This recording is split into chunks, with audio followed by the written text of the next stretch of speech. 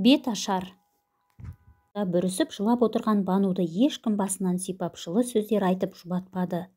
Таңғарадай іші жиһазға толы керемет үйді жылу жүйесі жылытып тұрғанымен Банудың жанын жылытатын ешкім жоқ. Кезінде шат күлкі кетпеген бұл бөлмелер үнсіздікке толы. Осыдан 2 ай бұрын Банудың әке-шешесі көрші ауылдағы ағайынның тойына барған еді. Жолда көлік апатына ұшырап екеуі бірдей көз жұмды. Бану бұл отбасының жалғыз қызы еді. Енді отбасының жалғыз мүшесі болды. Қайғылы қазадан кейін 2 ай өтсе де Банудың көзі құрғамады. Тым болмаса жақын тартып араласатын туыстары да жоқ. Бану 11-ші сыныпты биыл бітіреді.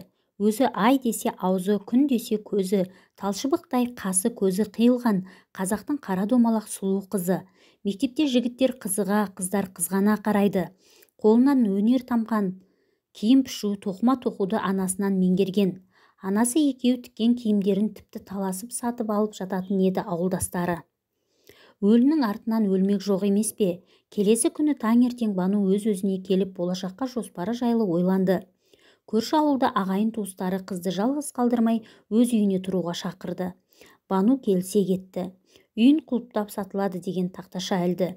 Керек жарағын алған соң бірден автобусқа қарай тартты. Әкесінің ағайынды інісі Мұрат аға өте ақ көңіл кісі екен.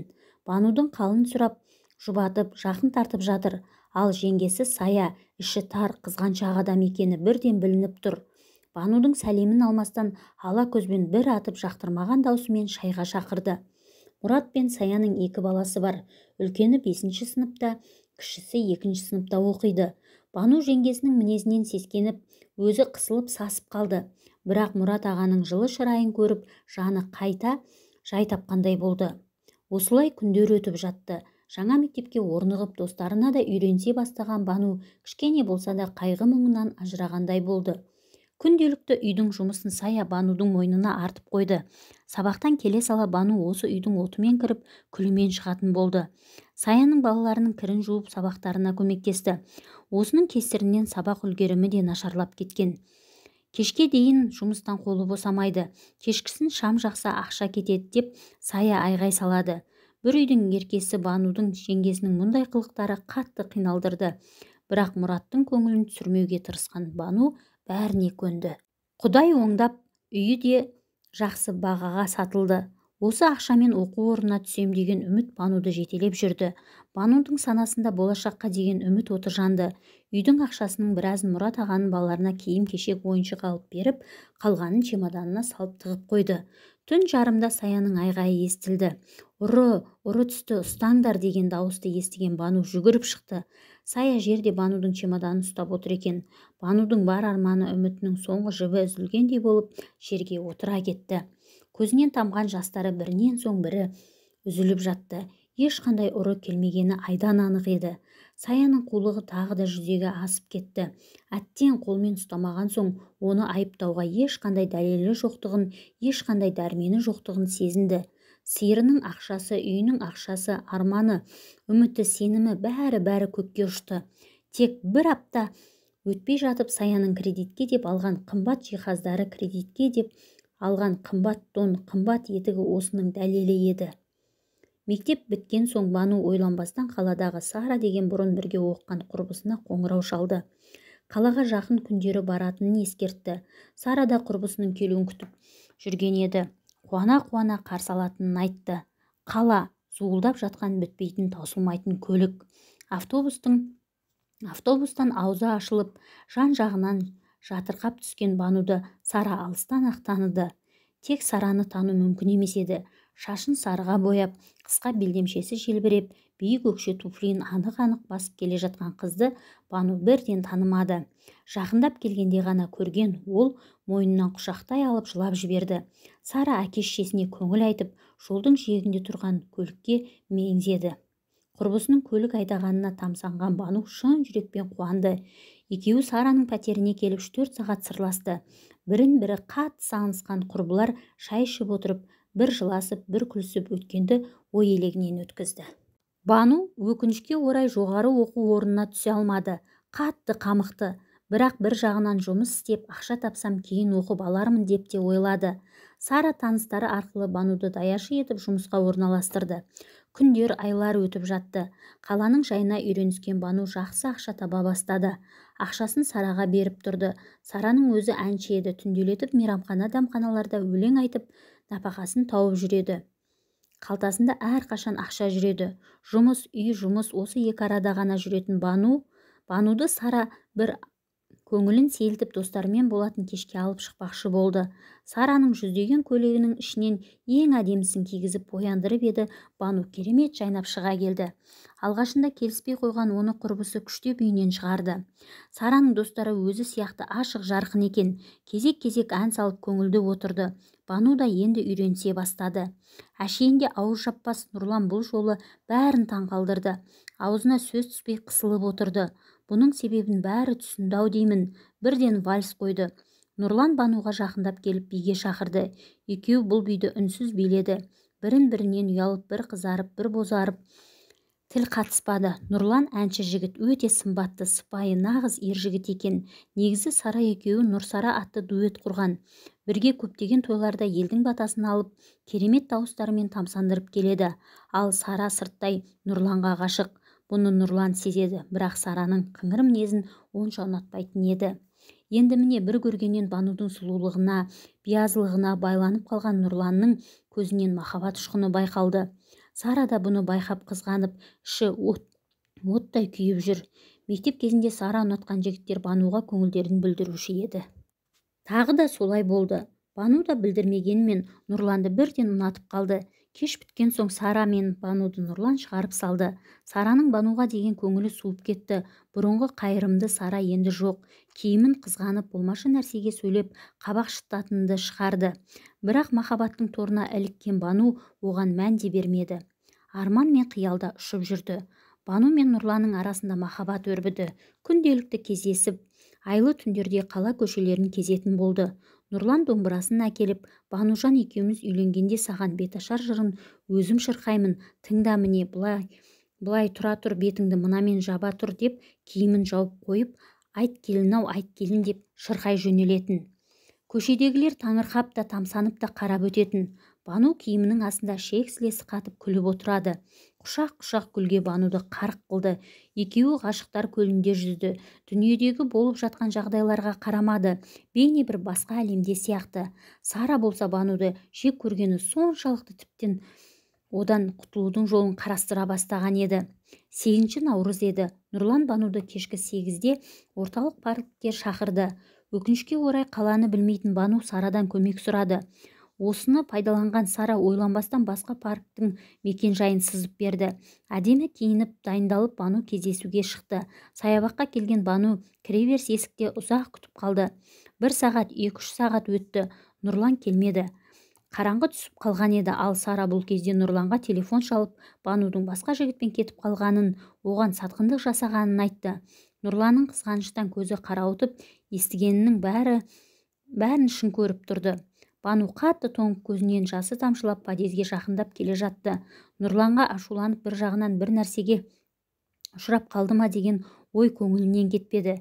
Кенет бұрылыстан шамын жақпай ұшып шыққан көлік оны қақты да кетті. Көзін ашса палатада жатыр екен. Жанында медбикеден басқа ешкім жоқ. Аяқтары қатты ауырып тұр. Жай басын көтеріп қарап еді, есінен танып қала жаздады. 2 аяғын тізеден төмен кесіп тастапты. Бар даусымен айғайлап жылай бастады. еді. Медбике құшақтап жұбатты.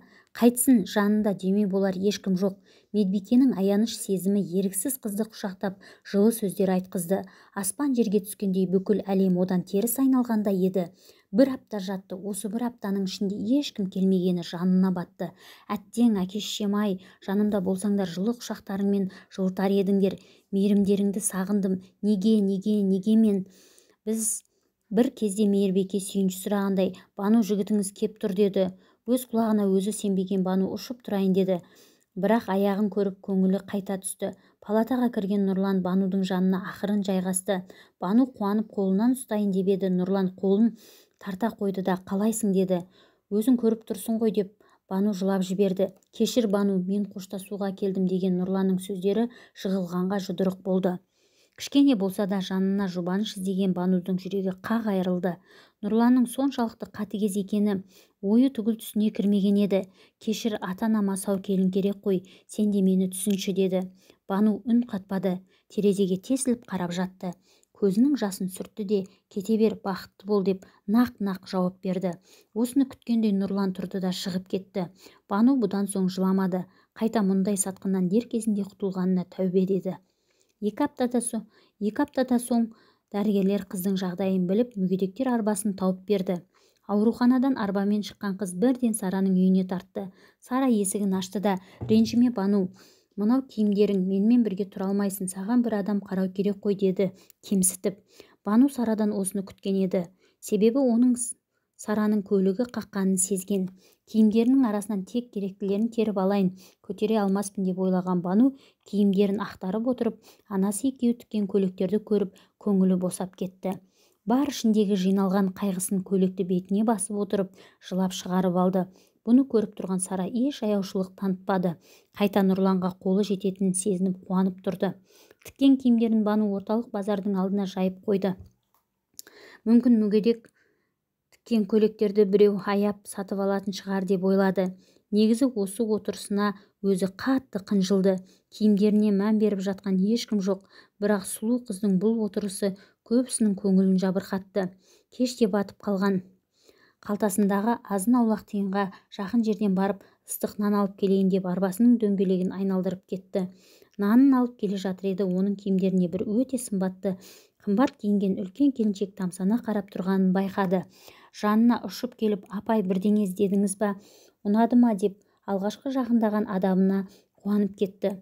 Бұл дүниелерді кім тікті, кім тоқыды деді. Мынаны мамам, мынаны мен деп мақтаныш сезіммен көрсетіп жатыр еді. Майра сүйсініп, менің салоныма жұмыс істейсің бе деді. Алланың өзі жіберген бір мүмкіндік екенін түсінген Бану қуанып кетті. Салоны керемет екен, іші үлкен, Майраның қол астында 6 қыз жұмыс істейді екен. Тек байлар киінетін салон-ау шамасы. Бану бірден тігілген пішілген киімдерді қызықтап кетті. Майра Бануға таза киім беріп, қызды жөніне келтірді. Бірден жалақысын келісіп алды.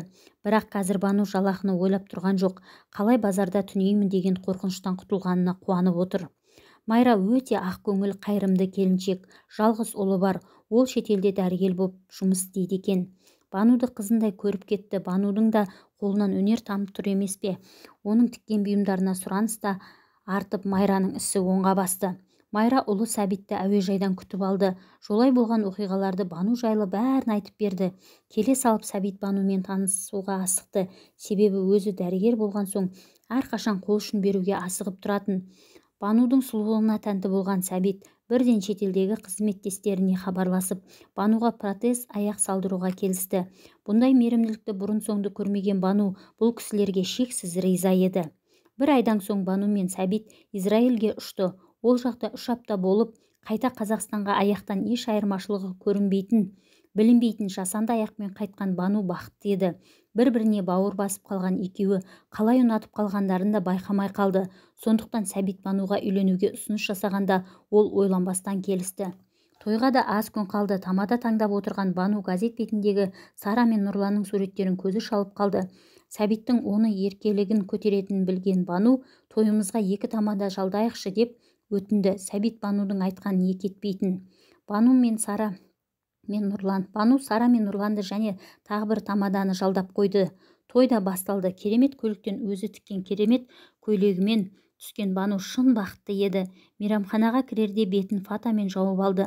Фатаның арғы жағында Нұрлан қолына домбырасын ұстап дайын тұр екен. Жанына келген Банудың бетін ашуға құлшынып, айт келін-ау, айт келін деп сайрай жөнелді.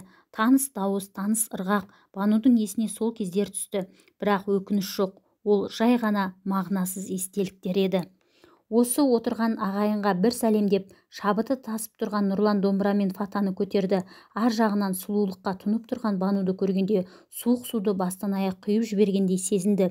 Өкініш өзегін өртеп, бозарып қатты қынжылды.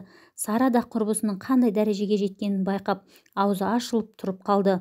Оның қолынан жұлқып ұстаған Нұрлан киініп сыртқа шығып кетті. Осы кезде Сәбит пен Бану бақыт вальсында айналып жатқан еді.